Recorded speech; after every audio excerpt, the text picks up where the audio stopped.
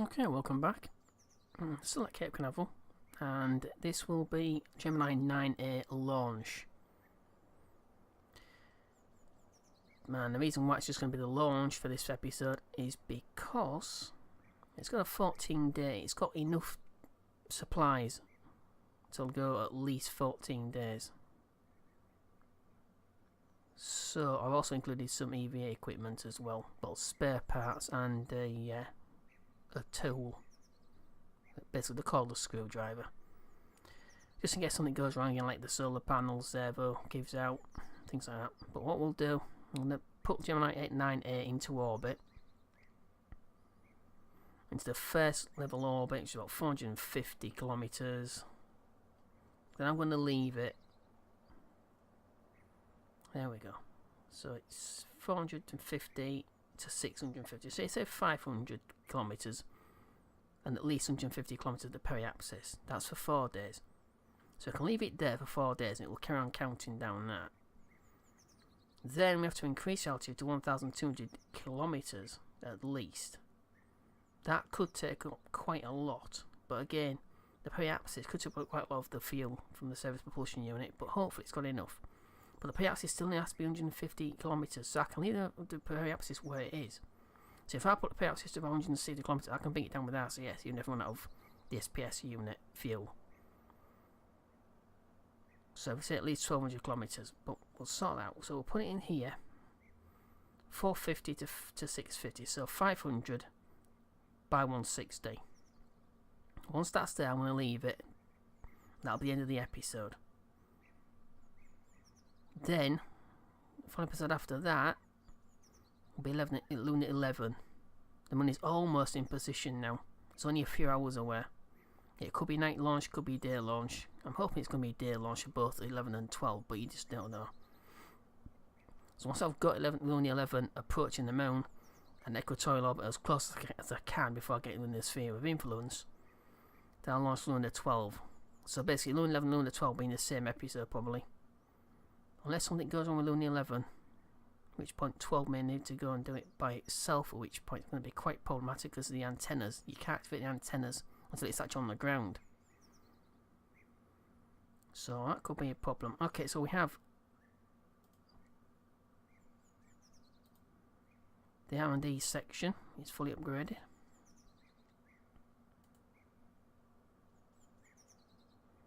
And it doesn't seem to allow you to research multiple nodes. Unlike the VAB, when you upgrade the VAB, it lets you build more than one thing at once. But unfortunately, it doesn't seem to be the case with the R&D build. But that's fine. We're well ahead of schedule. It's only 1958. We're about to do a 2-week stay in orbit. Alright, set to the launch pad. So I'll send exactly the same thing I was going to do before, which was Hilmi. I think it was Hilmi, wasn't it? Yeah, it was Hilmi and Loma. So Hilmi and Lomal.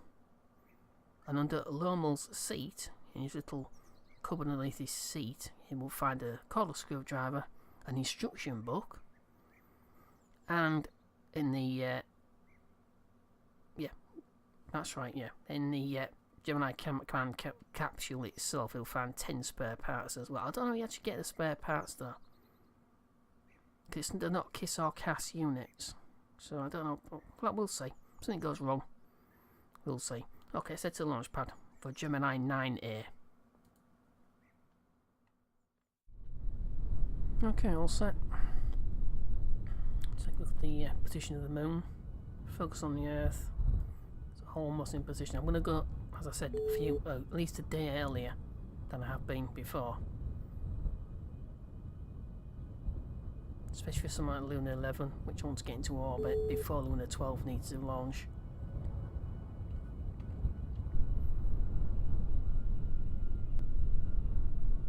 Alright, so I'll let the crew access arm go first.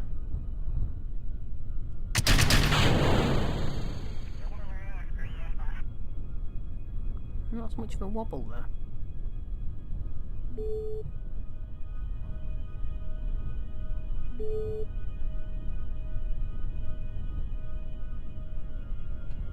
Alright, here we go. Staging. Yep, seems fine. Okay, so here we go. 3, 2, 1.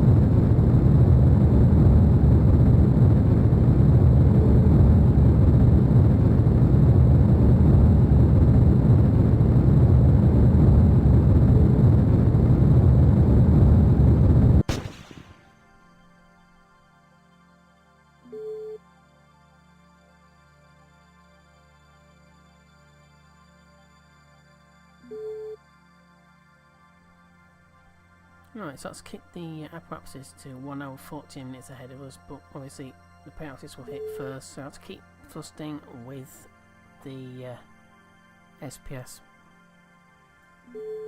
Hopefully we'll have enough. Just a second.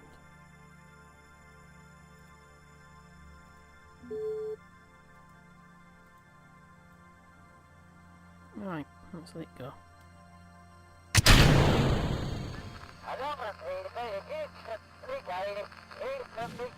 RSS is live.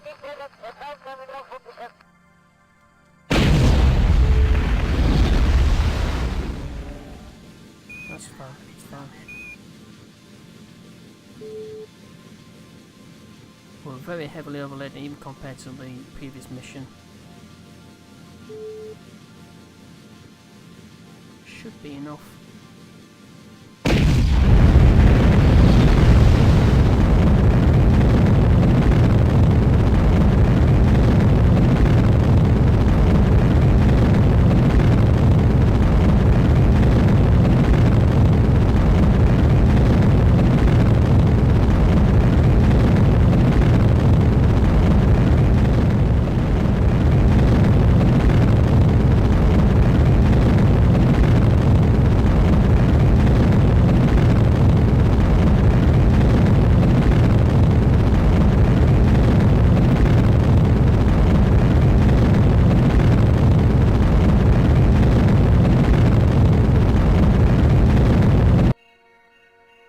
Yeah, slightly problematic because of it being so heavy. I can't get the periapsis up. Obviously, I bent. Well, I hung around too long before igniting this stage. Actually, it's got 3 minutes to the periapsis, so that's obviously the problem. So I'll go on to the apoapsis. It's about 49 minutes away. But in the meantime, I'll close that down. RSS should be off as well.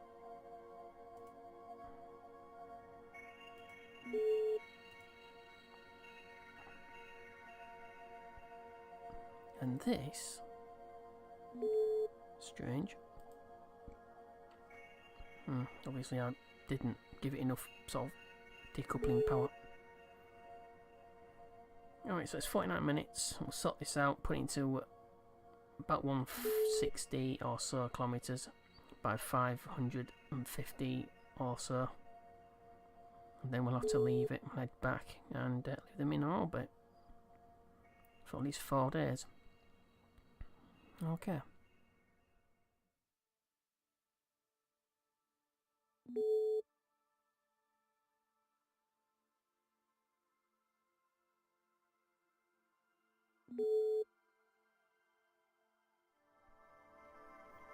Once again in the dark.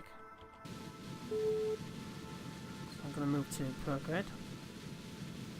Throw these down. I'm just hoping I've got enough fuel left over after this manoeuvre just to kick the apoapsis up when it comes time to take up to about 1100, 1200 kilometres.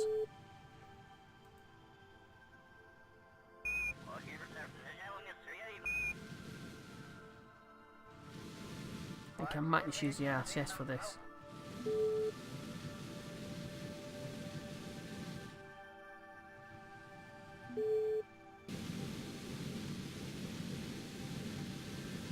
Yeah, I'm going to use the RSS, it seems to be okay.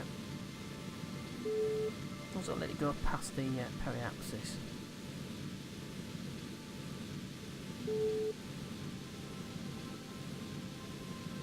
Don't want it to go past 160 or so. So I also need to bring it down. I'm going to have to probably use the RSS to bring it down. So that's why I'm going to leave the periapsis where it is. I just hope it's not going to be too much G-forces for the kids to come down from like 1100, 1200 kilometres. So I'll have to bring it down to about 100 kilometres. Maybe another bit higher when it comes to re-entry.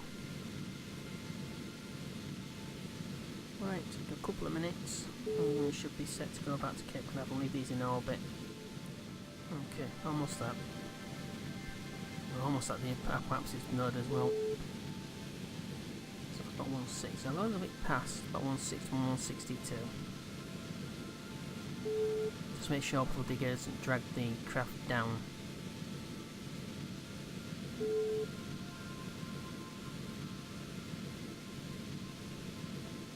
Okay, that's it. Okay, engine shut down. Turn that off as well. Alright, so let's just take a look at the stores. So I gave them a few hours past 14 days. So it's absolutely critical that once they go past these 4 days,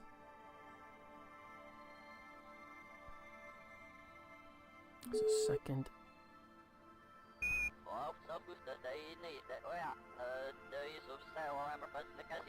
Yeah, once I go past the 4 days, hopefully it's going to alert me. It probably won't do. So I may have to put a manual alarm in for Kerbal alarm clock. Now at the correct altitude, both of them is minimum 150 at the periapsis. So it's split evenly between 4 days at that altitude and 4 days at the higher altitude. It's the higher altitude that's bothering me.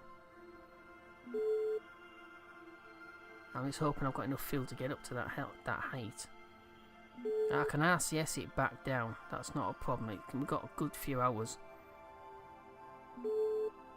We've got an extra, almost a full day extra on top of the oxygen. That, and there's 4 hours worth in the capsule itself. So that's not too bad. If you noticed during launch, I had some of the SRBs on the LI-91 sort of trans-stage unit, interstage unit, which give ULI to the LI-91 rocket itself on the second stage, started leaking. Only half of them ignited. But problems like that occur in real life. So it's only fitting the occur here. Alright, so what do we have?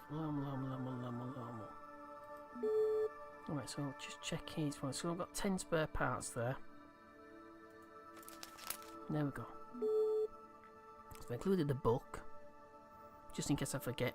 It's G and Z to grab and place the items and fix them with the left mouse button. Yeah, so it's press X to use equipment. There's the reminders in the actual. That's good though. There's actually reminders how to actually use everything. Press X to use when it's equipped. So I've got the book. So Lomo's pretty much prepared.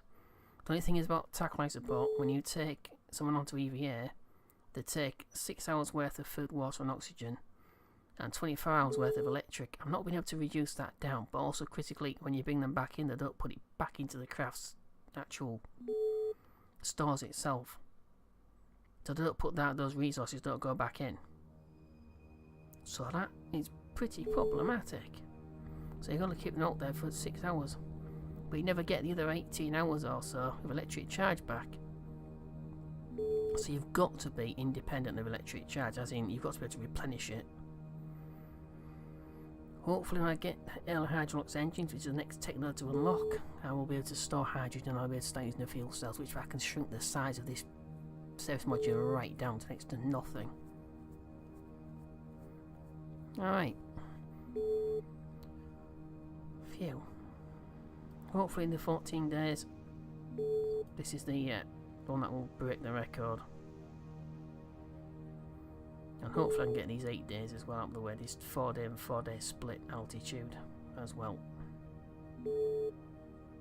Alright, let's head back to Cape Canaveral. Nothing else to do here, and I'll wait for the moon to come into alignment properly and Lunar 11 will be launched. So that'll be the next episode. Okay, let's head back to Cape Canaveral.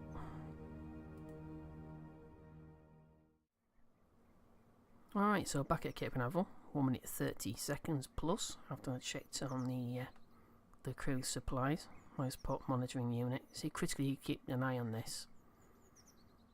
Absolutely critical. So I've got 14 days, exactly as we had when we left it, so there's no discrepancies there. So hopefully Hilmy and Lomo will be the first ones to break the 14 day record, endurance record, and hopefully that 2 altitude, that split altitude record for 8 days will be out of the way as well. It'll be good to get those out of the way at last. Alright, so that's the end of this episode, and that is Gemini IXA into orbit safely for their 14-day, hopefully 14-day record-breaking attempt. Alright, so if you like the video, please click like, share. By all means, share with people who you think may be interested in this playthrough. And we have Google+, we have Facebook, and we have the Twitter page as well, which you'll find all the links for those 3 pages on the banner at the top of the channel page, front page. Very much appreciated if you go on those 3 websites and click a like and a follow, respectively, on each of those websites. Alright, don't forget to subscribe as well to the channel to receive automatic updates for this playthrough and other playthroughs I'm actually going through right now. Alright, so once again, thank you for watching. Hope you join me for the next episode, which will be Luna 11 and Luna 12. Luna 11 definitely.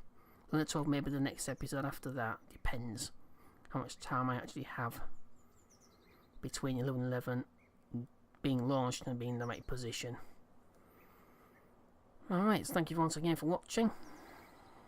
Take care. Bye bye.